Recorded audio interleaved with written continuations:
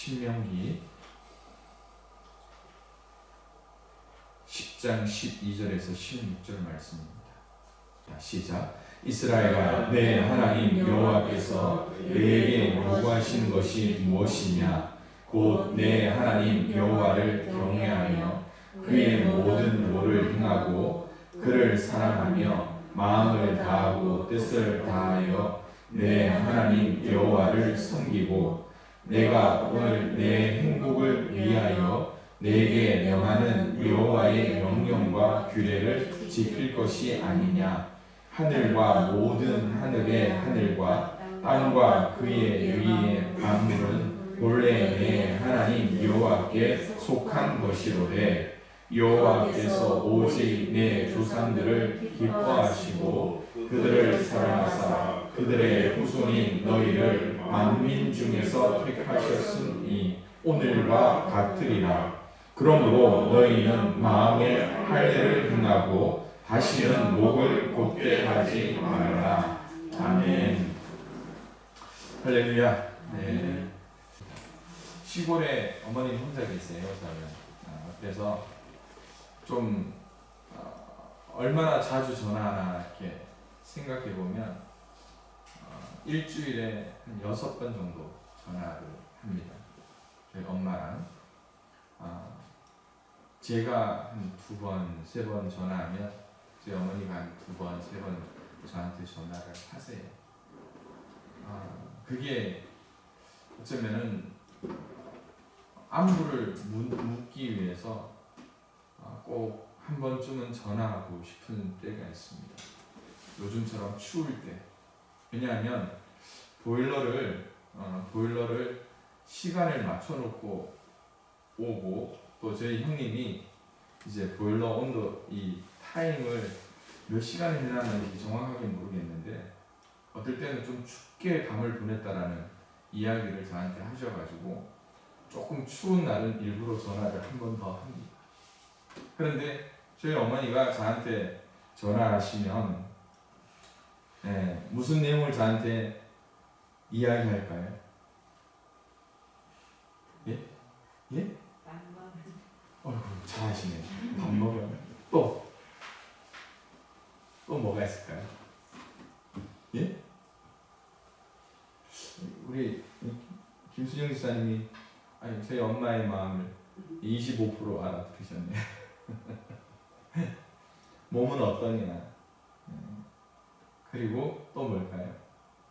아들은 우리 김용기 지사님 잘 맞추시고 마지막으로 하나를 더 묻습니다. 뭘 물을까요? 교회에 별일 없느냐? 그러면서 제 어머니는 항상 그렇게 합니다. 밥 잘 먹고 건강 잘 챙겨라. 감기 조심해라. 이렇게 늘 이야기합니다. 이게 저희 어머니의 아들에 대한 사랑이면서 저한테 요구하시는 부분이 바로 그겁니다. 앞서 광고 시간에 대부분이 코로나19에 대한 부분이었습니다.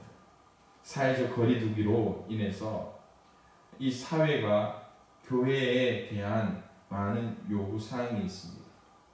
물론 사회에 대한 공통된 요구도 있겠지만 5인 이상 사적인 모임을 하지 말라고 이야기하고 또 연말연시의 회식이나 또 파티 등 모든 레이저 부분에서 취소를 요구하고 있는 시기입니다. 거기에 따라 비대면이라는 단어가 너무나 많이 등장하고 있죠. 우리의 삶의 가장 중요한 만남이라는 부분도요. 만나지 말고 온라인을 통하여서 진행하라. 그래서 1년 전에 언택트 라는 단어가 그렇게 많이 유행했는데 그 단어가 이제 1년여 시간이 지나니까 인택트라는 단어로 바뀌면서 이제 온라인상에서의 만남이 당연시되고 있는 것을 보게 됩니다. 무엇 때문일까요? 어머니가 저한테 요구하는 것은 저의 안녕이지만 이 코로나19로 인한 이 사회적인 요구는 우리 모두의 생존의 문제에 달려 있는 것이기 때문이라는 것입니다. 그런데 여기서 우리의 신앙적인 모습을 한번 되돌아보기 원합니다. 신앙인으로서 하나님께서 우리에게 요구하시는 것이 무엇인가를 여러분들 혹시 생각해 보셨는지. 지금까지 신앙생활하면 신앙생활 잘하고 있다라는 것을 우리는 어떻게 판단하고 있습니까? 나 스스로 열심히 기도한다. 또 성경 잘 본다.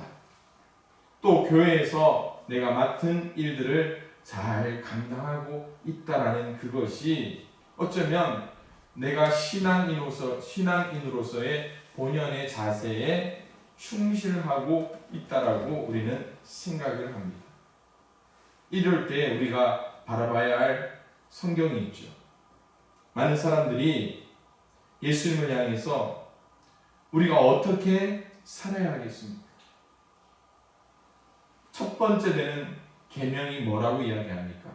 하나님 사랑. 하나님을 사랑하느냐? 그 두 번째 계명이 뭡니까? 이웃 사랑. 이웃을 내 몸과 같이 사랑하고 있느냐라는 것입니다. 어쩌면 우리가 신앙생활을 통하여서 하나님이 요구하시는 것에 대해서 우리가 바라보는 것은요, 어쩌면 아주 단편적입니다. 왜요? 내가 잘하고 있느냐? 나 스스로 판단하기 때문에 그렇습니다. 그러나 이 원론적인 모든 것들을 말씀 가운데 비추다 보면 내 삶은 세상 가운데서 어떻게 살고 있느냐, 그것을 하나님께서는 우리에게 요구하고 있다는 것입니다.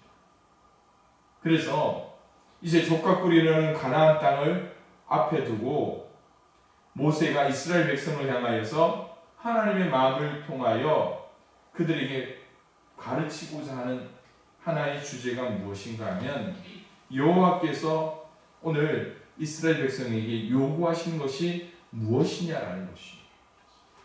그래서 오늘 우리가 읽었던 10장 12절 13절의 말씀을 세 번역으로 읽는다면 이렇게 나오고 있습니다. 이스라엘 자손 여러분, 지금 주 당신들의 하나님이 당신들에게 원하시는 것이 무엇인지 아십니까? 주 당신들의 하나님을 경외하며 그의 모든 길을 따르며 그를 사랑하며 마음을 다하고 정성을 다하여 주 당신들의 하나님을 섬기며 당신들이 행복하게 살도록 내가 오늘 당신들에게 명하는 주 당신들의 하나님의 명령과 규례를 지키는 일이 아니겠습니까? 라고 여기서 가장 많이 나오는 단어가 뭡니까? 주 당신들의 하나님이라는 거예요. 하나님, 우리의 하나님이 우리에게 무엇을 요구하는가? 거기에 대한 질문 가운데 가장 많이 나오는 게 우리 주 하나님이라는 거예요. 뭘 의미합니까? 내 뜻대로 살 수밖에 없는 인생인데 하나님이 원하시는 것, 그것이 우리의 삶에 가장 특효약이 났는데 우리는 그것을 모르고 있다는 것. 그렇지 않습니까? 그러나 오늘 나에 대한 포커스를 내려놓고 하나님께 포커스를 두는 순간 우리는 하나님의 요구대로 살아갈 수 있는데 과연 우리는 어떻게 살아가고 있는가? 그런데 여러분, 주 당신들의 하나님이라는 이 단어가 빼곡하게 쓰여진 12절 13절 이후에도 하나님의 요구에 대한 부분이 이 신명기 10장과 11장에 여러 번 나타나고 있습니다. 그 두 번째가 바로 10장 20절 말씀이에요. 내 하나님 여호와를 경외하여 그를 섬기며 그에게 의지하고 그의 이름으로 맹세하라라고 말씀하고 있거든요. 그뿐만이 아닙니다. 11장 1절에도 그런즉 내 하나님 여호와를 사랑하여 그가 주신 책무와 법도와 규례와 명령을 항상 지키라라고 말씀하고 있습니다. 무엇 때문에? 무엇 때문입니까? 하나님이 요구하고 있는 문제이기 때문에. 요구하고 있는 문제이기 때문에. 그럴 때 우리는 어떻게 이 부분에 답할 수 있는가? 100% 순종하느냐? 순종해야죠. 그런데 순종하기 위해서는 왜라는 답이 있습니다. 또 어떻게 합니까? 어느 정도 타협해야지. 무엇 때문에요? 내 인생의 주인이 나로 착각하고 있기 때문에. 새벽 아침이 되면 아이들과 전쟁을 치릅니다. 아이들과 전쟁을 치러 학교 버스 시간은 점점 다가오고 있는데 아이들 깨워야 되죠. 먹여야 되죠. 옷 입혀야 되죠. 그 생각을 하면 1분 1초가 급한데 아이들은 그 부모의 마음을 알고 있을까요? 모를까요? 모릅니다. 몰라요. 아이들 입에서 나오는 말이 뭔지 아십니까? 추우면 추울수록 학교 안 가면 안 돼. 학교 안 가면 안 돼. 아, 오늘은 가기 싫어. 오늘은 가기 싫어. 오늘만 가기 싫은 겁니까? 매일 가기 싫으면서. 그런데 아이들은 뭐 어떻습니까? 미숙하고 신앙의 성장도 부족합니다. 아, 주일만 되면 교회 가기 싫어. 또 어떻게 합니까? 어떠한 부분에 대해서 내가 예수 안 믿는 게 더 편하지. 그런 생각할 때도 분명히 있어요. 그런데 아이들이 학교 가는 순간 집에서 일어나기 싫어하는 것이 어떻게 됩니까? 까맣게 잊어버려요. 친구들 만나고 선생님 만나면서 그것이 내가 얻을 세상이구나. 오늘 우리도 마찬가지예요. 어려움을 통하여서 힘들고 고통스럽고 외롭고 그 슬픈 그 터널을 통과하면서 내 인생에 나 혼자가 아니구나. 내 뒤에 누가 있더라? 하나님이 함께하고. 그것이 믿겨지는 순간에 내가 있어야 될 곳이 어디인지 구분할 수 있게 돼요. 지금 이스라엘 백성들은 지금 모세 앞에 서 있으면서 많은 것들을 생각하는 거예요. 과연 내가 이 모세의 지도자의 말에 아멘해야 될 것인가? 아니면 내 뜻대로 살아야 될 것인가?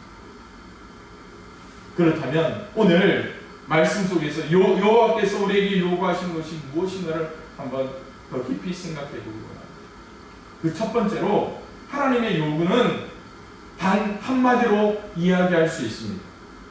무엇입니까? 하나님을 경외하라.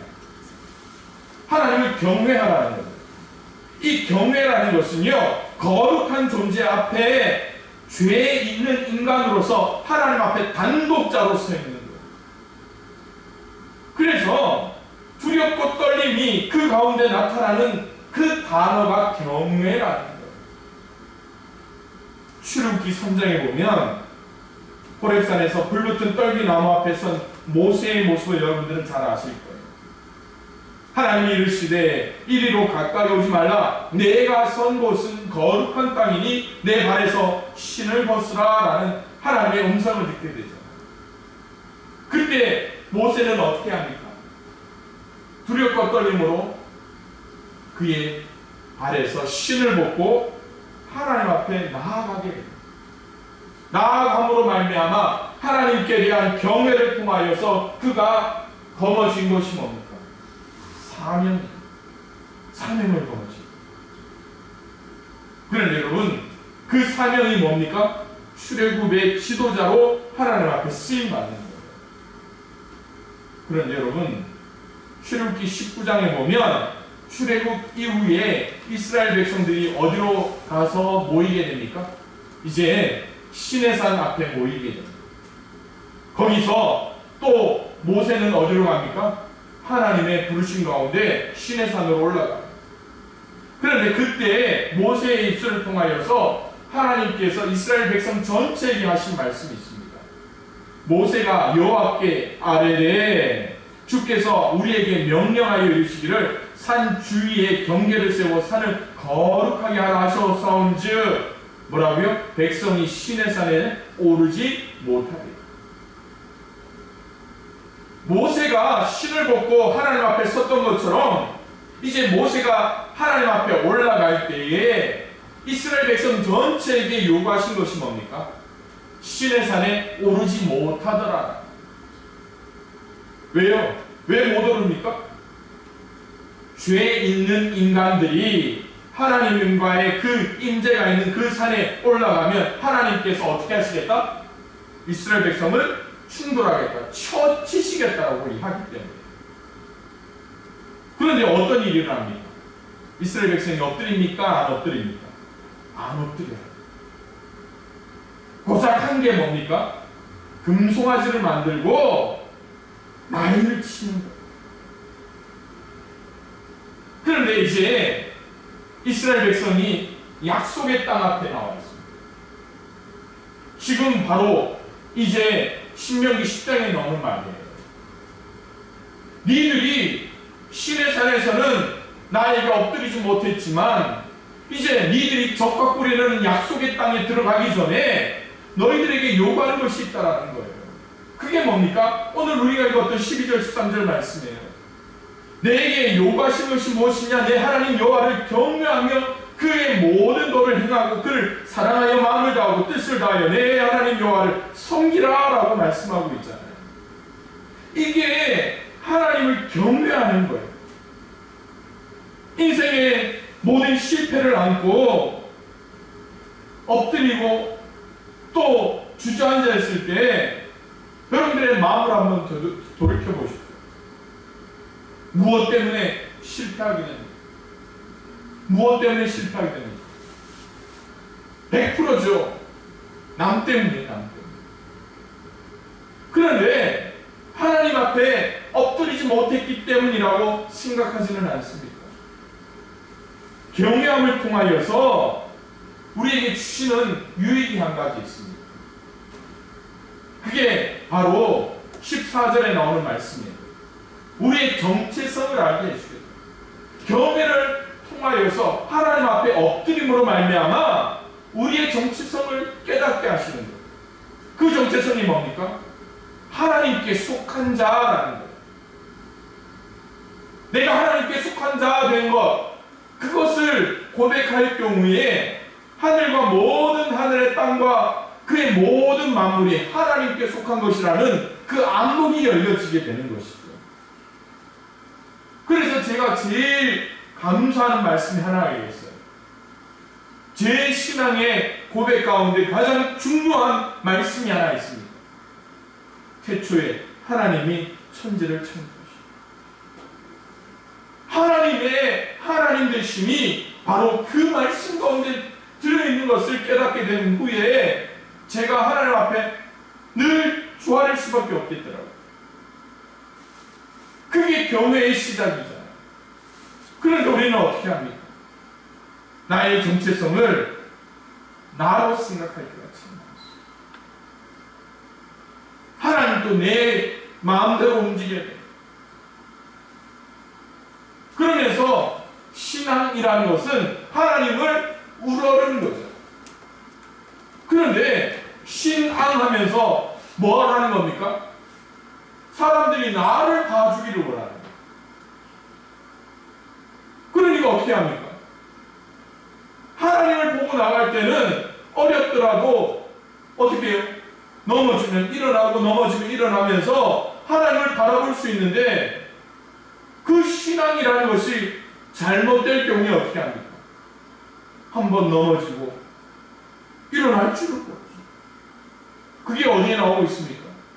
성경에 보면 이스라엘 백성들의 모습이 바로 그런 거예요. 엊그제도 말씀들을 나누면서 우리가 이야기했던 이스라엘의 역사를 우리는 알게 되잖아요. 우리나라와 이스라엘의 역사가 비슷하다고 해요. 비슷하죠. 그런데 우리나라와 이스라엘의 차이가 뭔지 아십니까? 그럼에도 하나님을 믿었고 그 복음의 역사가 일어났던 나라가 있는데, 그럼에도 여전히 자기들이 전부인 것처럼 여기는 민족도 있더라는 거예요. 세상에서 이 모든 것이 하나님께 속해 있기 때문에 그들은 광야 생활이 외롭지 않았잖아요. 그들이 먹어보지도 못했던 그 만나를 40년 동안 경험합니다.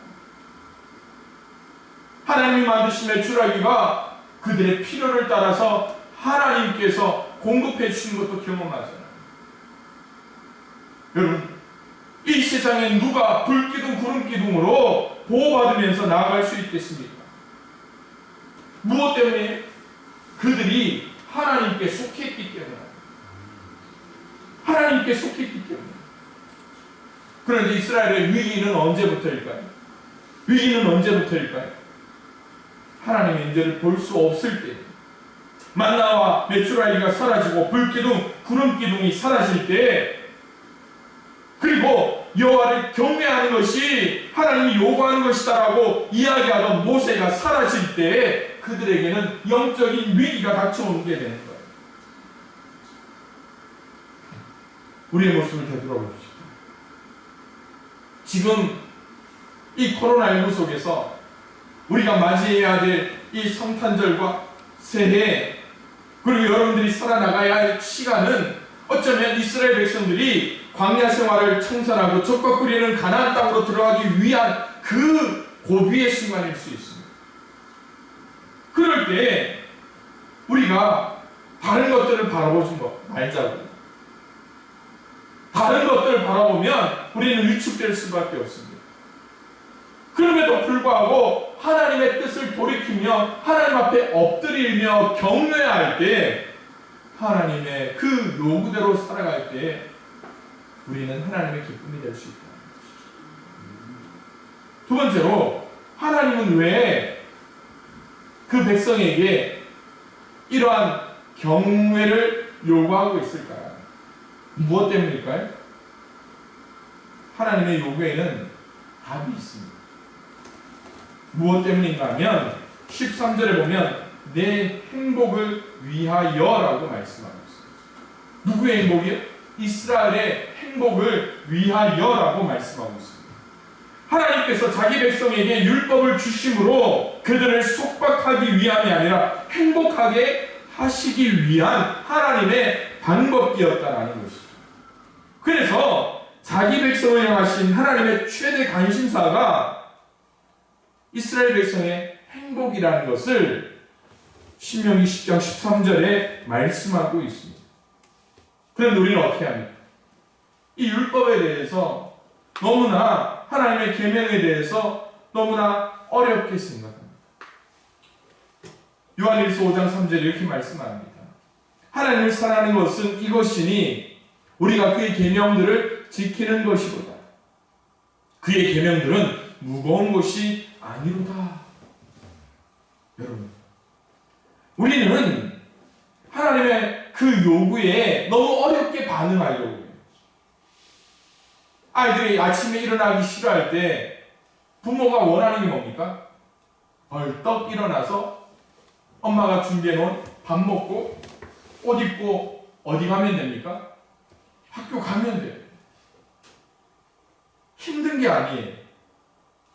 그런데 우리는 그 과정이 어리기 때문에 너무나 힘들어합니다. 마태복음 11장 30절에도요. 예수님께서 말씀합니다. 내 멍에는 쉽고 내 짐은 가벼우니라 라고 말씀하고 있어요. 그런데 우리는 하나님의 계명이라는 것을 무겁게 또한 불편하고 있는 모습을 보게 돼요. 왜요? 우리를 못하게 합니다. 주일 아침마다 제가 제일 먼저 하는 게 본당 보일러를 켜고요. 이제 로비에 난로에 스위치를 놨습니다. 본당이야 이제 성도들이 왔다 갔다 하면서 이제 보일러가 데펴지면 훈훈한 가운데 예배를 드릴 수 있습니다. 근데 로비에 난로가 켜지면 밖에서 들어오시는 분들이 그 따뜻한 온기 한 번에 몸과 마음이 사르르르 녹는 것을 볼 때, 어떨 때는 그래요. 내가 조금만 더 빨리 난로를 켜놓을 걸 그렇게 생각을 합니다. 그런데 난로를 켜놓고 이제 주일 예배를 마치고 로비에 나가면 서늘할 때가 있어요. 난로가 꺼져 있더라고요. 처음에 굉장히 놀랐습니다. 아니, 누가 이 난로를 껐어? 누가 이 난로를 껐어? 아니, 내가 켜놨는데, 우리 성도님들 위해 난로를 켜놨는데 누가 껐어요? 그래서 소리 소문 없이 스위치를 켜고 다시 일을 봅니다. 그 다음 주에도요, 훈훈한 이 로비를 보면서 얼마나 행복해 하겠습니까? 이게 목사의 마음입니다. 그런데 점심때가 되니까 이야, 또 기가 막히게 난로불이 꺼져 있어요. 그래, 오늘은 또 참자. 세 번째 주일이 됐습니다. 무슨 일이 일어났을까요? 난로가 또 꺼져 있는 거예요. 분명히 도영환 목사를 미워하는 사람이에요.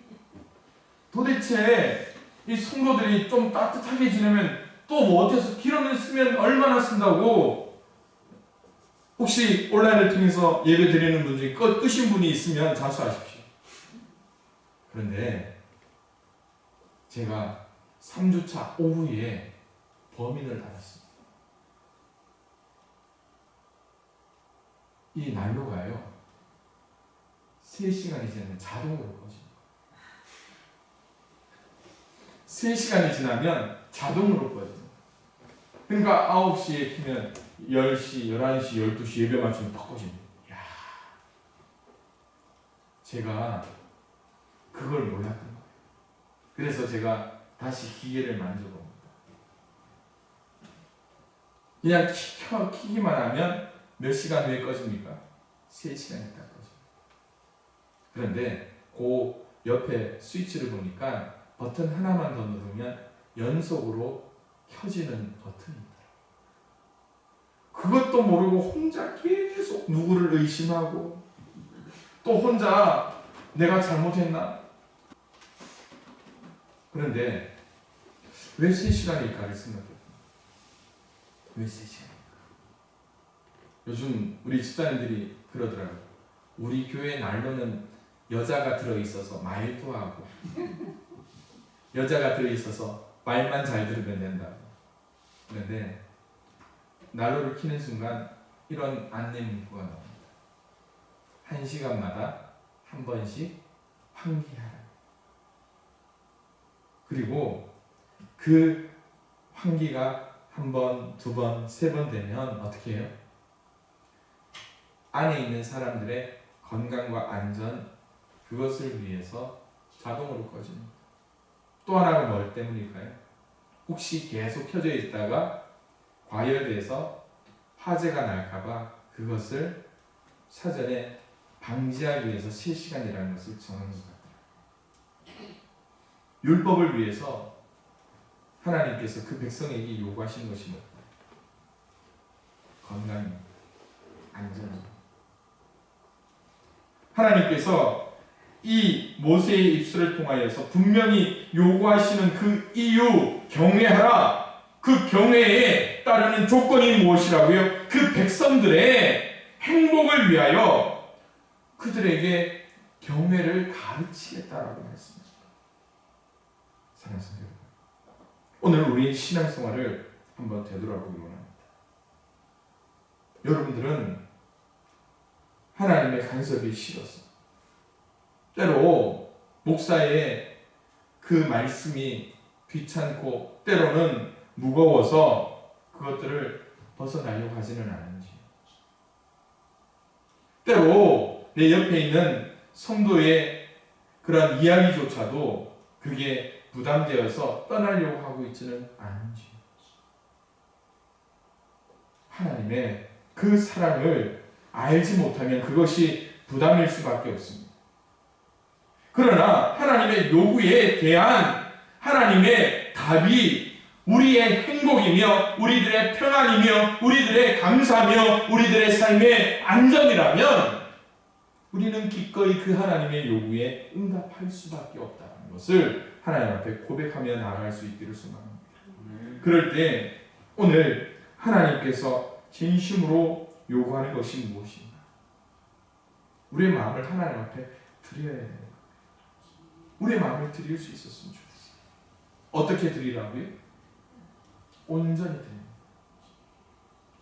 사실 이 세 번째 단락을 설교문을 쓰면서 다르게 표현할 필요 없더라고요.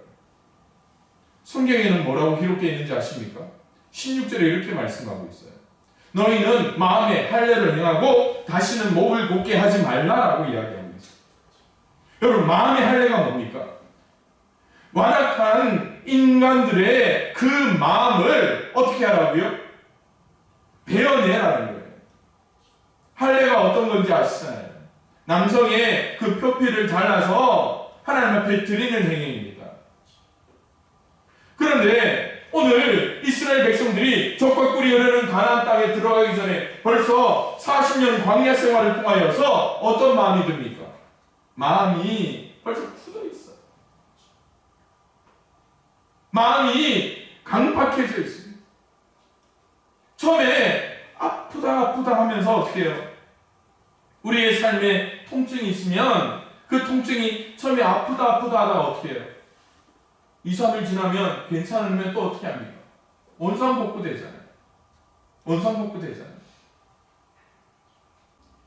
40년 동안 훈련되었다고 생각해 보십시오. 어떤 마음일까요? 그저 오늘의 만나가 이스라엘 역사를 보면 어떻습니까? 오늘의 만나가 새롭고 감격해야 되는데 어떻습니까? 몇 번 먹어보고 고기 달라고 하잖아요. 누구 마음입니까? 여러분들 마음이잖아요. 그렇지 않습니까? 우리의 마음을 새롭게 하라고 해요. 마음을 새롭게. 사도 바울도 분명히 이야기하죠. 너희는 이 세대를 본받지 말고 오직 마음을 새롭게 함으로 변화를 받아 하나님의 선하시고 기뻐하시고 온전하신 뜻이 무엇인지 분별하도록 하라. 내가 그리스도인임을 고백하면서 여전히 세상의 지배 가운데 옛 습관을 떠나지 못하면 온전히 헌신하십니다. 흉내는 낼 수 있습니다. 흉내는 낼 수 있는데 그 이상은 흉내를 내는 것, 그것은 어떤 모습일까요? 그저 남이 하니까 따라하는 모습입니다. 에베소서 4장에서도 분명히 이야기합니다. 오직 너희의 심령이 새롭게 되어 하나님을 따라 의와 진리의 거룩함으로 지으심을 받은 새 사람을 입으라 라고 말씀합니다. 이것이 하나님의 뜻이에요. 여러분, 다 농사에 대해서 일가견이 있으시니까 여러분들 잘 아시잖아요. 나무의 좋고 나쁨이 무엇을 통해서 나타납니까? 열매를 통해 나타납니다. 아무리 약한 것 같지만 좋은 열매를 맺으면 그 나무는 좋은 나무. 아무리 겉으로 좋은 것처럼 보이더라도 열매를 맺지 못하면 어떻습니까? 그 나무는 건강하지 못한 나무. 하나님은 이스라엘 백성을 통하여서 40년 동안 이제 영향을 주고 키우셨어요. 열매 맺기 위해서는 어떻게 해요? 적과 꿀이 가나안 땅에서 그들이 하나님 말씀대로 엎드려요. 그래서 이스라엘 백성이 요단강을 건너서 제일 먼저 한 게 뭡니까? 할례. 마음의 할례가 아니라 남자들의 육체적인 할례를 하나님께서는 당연해요. 안 그러면 오합지졸돼요. 안 그러면 하나님을 신뢰하지 못할까? 안 그러면 그들이 구별되지 못할까? 오늘 하나님께서 우리에게 요구하시는 것이 바로 그런 거예요. 그래서 미가 6장 8절에 보면 사람아 주께서 선한 것이 무엇임을 내게 보이셨나니 여호와께서 내게 구하는 것이 뭐라고요? 오직 정의를 행하며 인자를 사랑하며 겸손하게 내 하나님과 함께 행하는 것이다. 사랑하는 성도 여러분, 우리의 삶에 하나님은 날마다 공의로 임재하시는 것이요. 우리를 안 보는 것 같지만 나보다 나를 더 잘 아시고 나의 모습에 하나님께서 함께 하시고 그러기에 오늘 우리가 하나님의 그 뜻을 따라 하나님이 요구하는 바대로 온전히 나아가며 하나님의 기쁨이 될 수 있기를 주님의 이름으로 축원해 드립니다.